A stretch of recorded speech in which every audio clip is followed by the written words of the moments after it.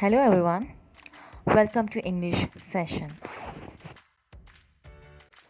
In today's class, we're going to see unit number 5, India through the eyes of a foreigner, and the author of this lesson is Mark Tully. About author Sir William Mark Tully, KBE, is a former bureau chief of BBC, New Delhi, a position he held for 20 years. He worked with the BBC for a total of 30 years before resigning in July 1994. The recipient of several awards, Tully has authored 9 books. He is a member of the Oriental Club. He was born in the year 1935, 24 October. He got married to Margaret Tully. His children, Sarah Tully, Emma Tully, Patrick Tully, Sam Tully. He got many awards like Padma Bhushan, Padma Shri, British Academy Television Richard Awards. He got educated, the education qualification. He has done his Marylebone College, Lincoln Theological College, Trinity College, Cambridge schools. So this is about author. New words from this chapter. I want you all to say these words loudly.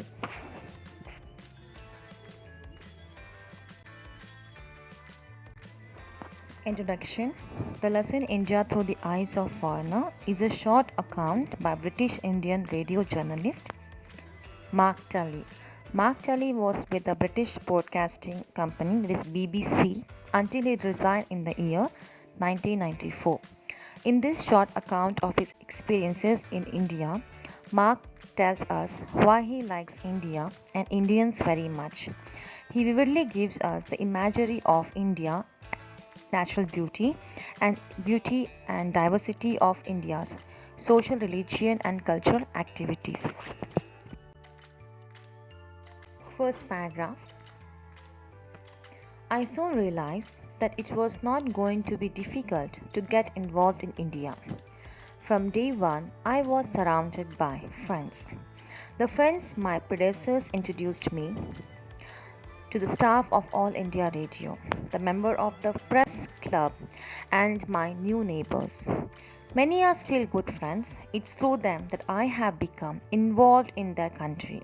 Now, when I am asked why I am staying on, I reply, because of my friends. In first paragraph, here I is referred to author, and author of this lesson is Mark Tully. So Mark Tully is telling about his experience being in India. Okay, so when he came to India, from that day, one of his friend had introduced the staff of All India Radio, and the place where he was staying, the Mark Tully was staying.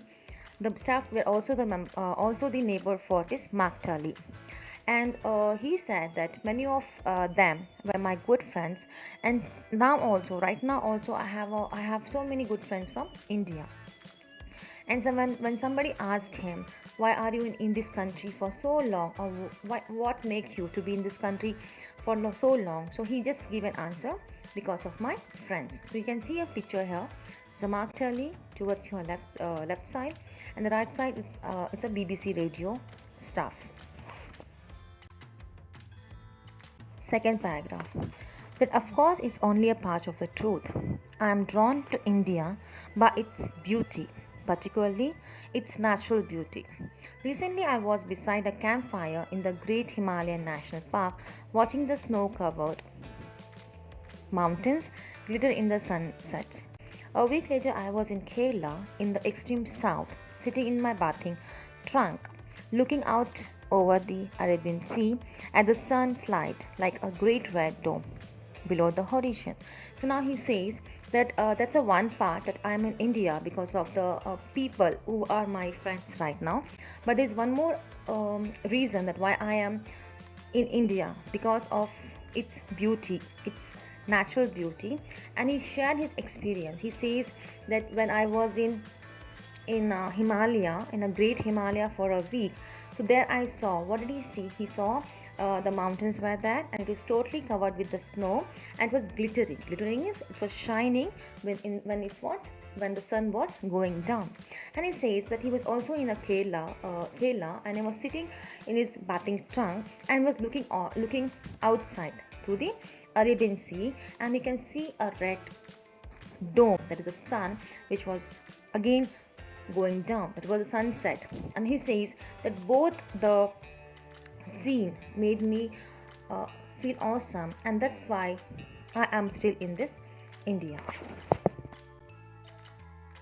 To the next second paragraph. So he says, when I see that two scenery which is in sea and in Himalaya, he also says about the about the sweet scent or the sweet smell he gets in during Delhi in summer season. Okay, he finds some blue jacarandas. That is a blue. You can see the blue or the purple combination. You can see in the first picture. It is called as flower, which are very famous in especially in Delhi. And he also says about the Gulmohar, the second picture. So he says that when I go there, when I watch that, the smell of that flowers makes me feel um makes me feel awesome. Okay, and he says that I can just be there and I can take a fresh smell of that beautiful flowers. So when he was in Himalaya, he can see the pine trees in the foothills, and that also makes him it makes him very much fresh. And after that, he says that he also have heard so many of folk songs. Folk songs are nothing but their native songs, okay, which is sing in a village. So he says that when I heard that folk songs, their own state songs they have, right? The own state bands they have, right? So he says that when I heard that songs, or when I heard the classical music, the ragas, right? That makes my day awesome. So when I heard that thing, and that's how I start my day with a folk song or the classical music. So you all know that especially in Hindus, when they get up early in the morning, when mom get up early in the morning, she'll start cleaning the house, right? She'll start pouring the water near outside the house, right? And that time she'll play a song of your God song, right? So that when Mark Telly heard that, that's how he used to start the day, and that is why he was still in the bank in the India. Third paragraph, the author says about that India has a great epics. I can give an example of like Mahabharata and Ramayana. Okay, and we also have a lots of great poet, right? And this poet used to write a very beautiful poetry, and that is one reason why India is famous. Okay, and India is also famous for the art which they have in the Pradhan tribe in central India, which occupies the whole one wall of my flat. So he says that I like the art of the India. So the full one wall of his one wall of his flat was fully art by the Pradhan tribe. Okay, and he also says that um, the India has a famous festival, a colorful festival. You can see a picture here where I have shown different kinds of festival or the famous festival which we have in India. And he says, like for example, he gave an example of the mosque, that where the mosque is filled. You can see in a picture again. The mosque is filled with the people, okay, and they're just sitting in a line and worshipping their god, okay. And also he says that I seen a pujari, that you can see a picture which he has dressed up, and he perform his rituals or his rites in a Hindu temple. Continue the third paragraph.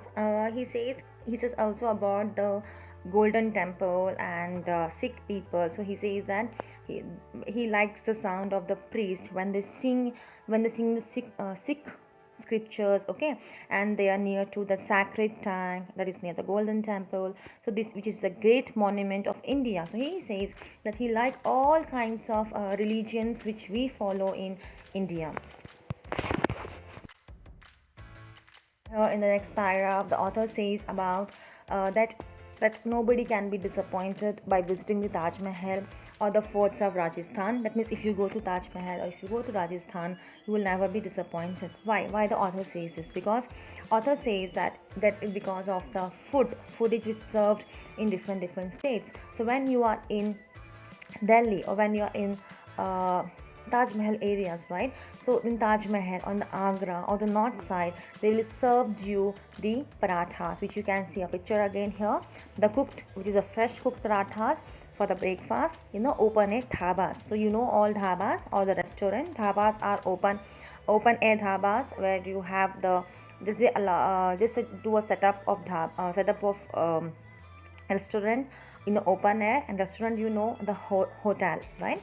So and he says and if you go to Gujarat, right, the next picture you can see there are nth numbers of bowls are there, the steel bowls are there, and they have served you, which is called as a vegetarian thali. So he says wherever you go, whichever part of India you go, you will be getting a delicious food which will be served by their heart.